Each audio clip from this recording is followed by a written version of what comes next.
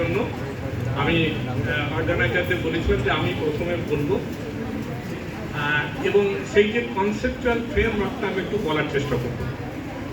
আমি মূলত ছাত্র এবং ছাত্রীদের কথা মাথায় রেখে কথাগুলো বলি। এগুলো সম্পর্কে এখন অনেক আলোচনা হয় এবং সোশ্যাল মিডিয়াতেও আমরা প্রচুর আলোচনা পাই।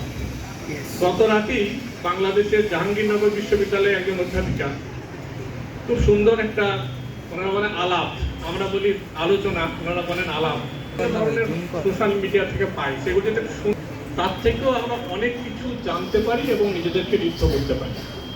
যাই হোক, তোমরা যারা মোবাইল ফোন সোশ্যাল মিডিয়া ব্যবহার করো,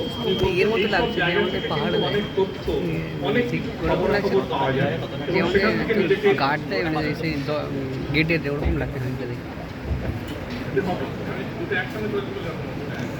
চেষ্টা করছি। তোমরা একটু মন দিয়ে শোনো। 10 টাকা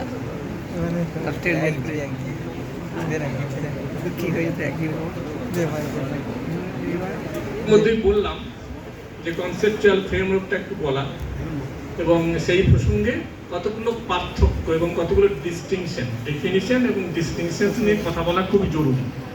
এবং আরেকটা বিষয় তো আছেই, মেথোডোলজি।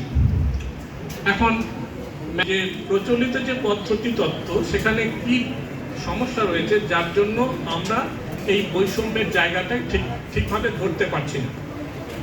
তা আমি এখানে এগুলো কিছু নয়, এগুলো আমি একটা কবিতা, এবং অনেকেই জানেন এই কবিতাটা কার লেখা, আমি আর নাম বলতে চাইছি না।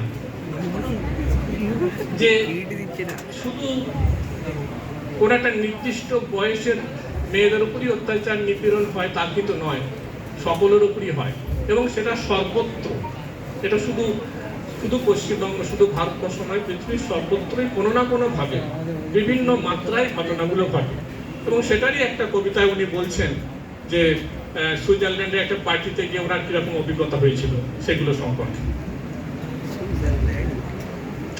এখন বিভিন্ন ধরনের মিসআন্ডারস্ট্যান্ডিং, আর যেটা মেথোডোলজি কথাটা যেটা বলছিলাম, যে এ পর্যন্ত যে পদ্ধতি তত্ত্ব, সমাজ বিজ্ঞানের গবেষণায় যেসব পদ্ধতি